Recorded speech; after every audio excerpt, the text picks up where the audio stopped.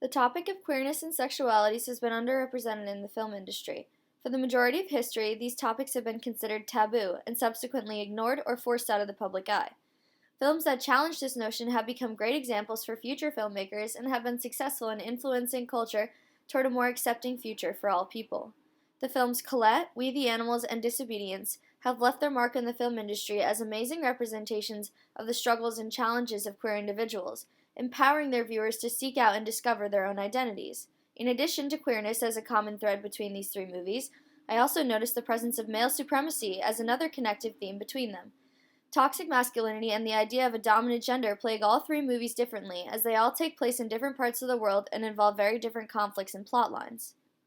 In the film Colette, the protagonist, Gabby Colette, is portrayed as a highly intelligent and creative woman living in Paris with her husband Willie, a famous editor and publisher.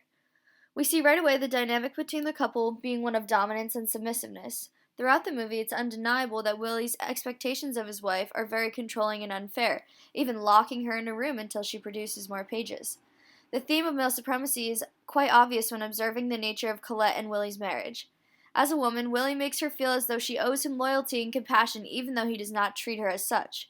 As the movie progresses, we also find out that Colette was hiding a piece of herself essential to her voice as a writer and to her own personal identity, her sexuality. It is because of this transition toward acceptance of herself that Colette was able to achieve the success she did in the literary and entertainment industries, with a great talent for expressing relatable emotion and inner conflict.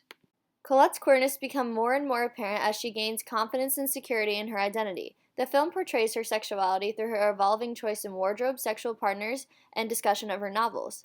During her time as a ghostwriter for her husband, Colette wrote a collection of novels entitled the Claudine series. These books served as an outlet for Colette to explore her repressed confusion of her sexuality, basing the main characters and plot on her own life and personal struggles.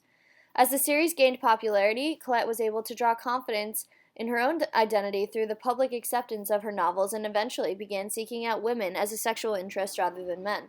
Specifically, the character Missy plays an important role in Colette's life as a sort of liberator of her from her marriage and the societal constraints of female queerness, as she discusses her transformation into her truest self through her choice in clothes as a child. Additionally, the film does pass both the Vito, Russo, and Bechdel tests because of its inclusion of very developed lesbian female characters, but could have included more characters of color in order to pass their Duvernay test. Again, we see the existence of male supremacy in the film We the Animals through the relationship between Ma and Pops and between Jonah and his two older brothers. Jonah, the protagonist throughout the film, has grown up observing the mannerisms and behaviors of his father, and we can recognize those same characteristics in his two older brothers as they begin to mature. The boys idealize their father as the pinnacle of manhood, and we see them emulating his personality throughout the film. I quickly recognized that Jonah was slightly different from his father and brothers, also acknowledged by his mother in the beginning when she warned him not to grow up and leave her like his brothers did. Ma seemed to despise their father for devaluing her opinion and beating her for speaking out against him, yet continuously forgives him for the abuse. Jonah begins to notice this cycle of abuse and reconciliation and questions everything he thought he knew about what it was to be a man. Along with this notion, Jonah's perception of his identity began to shift even more when he was exposed to pornography and a possible crush on his new friend Dustin, again causing him to question his idea of being a man and how that fit into his own identity. Jonah's queerness is mentioned throughout the film through his journal entries as well as in the interactions between him and his friend Dustin. He was able to use his writings and drawings in order to sort through his somewhat convoluted and confusing thoughts about masculinity, family dynamics, and sexuality. Due to Jonah's young age, it is not surprising that he's had very little exposure to sex in adult relationships other than the toxic and violent relationship between his parents. Once he met Dustin, however, Jonah began to wonder if his feelings of disconnection between his brothers and father could have something to do with his developing queer sexual identity. I feel the best representation of queer intimacy in this film was through his own inner conflicts with his identity illustrated in his journal writings.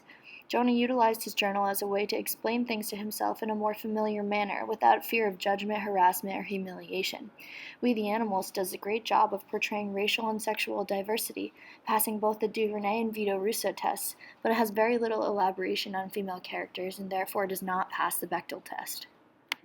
In the film Disobedience, we can once again recognize the existence of male supremacy through the strict practices and beliefs of an ultra-Orthodox Jewish community. Ronit, the protagonist, grew up in a community that limited the role of women to homemakers and caretakers to their husbands and families. These expectations were enforced strictly on all women in the community, and any resistance was met with severe shame and punishment. Throughout the film, the audience discovers that due to the extremely inflexible nature of her community, Ronit determined she would never be able to be her most authentic self there, and decided to leave her family and religion in order to define her identity outside the community. Upon returning to London because of the death of her father, Ronit is reminded of the toxic feelings of female submission and male dominance, and attempts to convince her long-lost lover, Esti, to join her and escape the mistreatment. David, a devout member of the community and Esti's husband, tries to keep Esti away from Ronit's sinful influence and convince her that her place is in the home, but soon realizes by the end that it is not his place to hinder or belittle the discovery of his wife's identity as a lesbian, but support her in becoming her true self. The relationship between Ronit and Esti serves as the most direct portrayal of queerness in the film. Each scene they are in together makes their chemistry and passion more and more apparent as the audience follows them through a whirlwind reconnection and romance, all packed into Ronit's brief visit home. Ronit specifically acts as a role model for Esti as she was able to overcome the disapproval by her family and community by physically escaping it altogether. Ronit is not ashamed of her sexuality despite everything she was taught growing up and tries to convince Esti to see herself the way she does. Within the love scenes shared by Esti and Ronit, their conversations while laying in bed contemplating the gravity of their actions were the most clear depictions of queer intimacy. These conversations gave both Esti and Ronit insight into their varying perspectives on the topics of sexuality and religion and beyond. Ronit experiences a major internal struggle between wanting Esti to come back with her to New York or her staying in London to be with her family she's built and shaped her entire life around. The film Disobedience does an outstanding job depicting the struggles associated with being both queer and a woman in such a formal, ritualized way of life, passing both the Bechdel and Vito-Russo tests with flying colors. Colette, Jonah, and Ronit all experience the influences of male supremacy through their journeys in determining their identities. It is not until Colette is empowered by her readers and her lover Missy that she no longer allows herself to be controlled by the men in her life and truly comes into her own as a queer woman. For Jonah, it was through the observation of his father and brothers as well as his exposure to new sexual interests that he was able to notice the impending attitude of male supremacy as he started to form his identity. Ronit, although secure already in her identity as a queer woman, was forced to dredge up her buried trauma associated with being shunned by her family and community because of her sexuality, which can be traced back to the community's foundation of male supremacy and female subservience.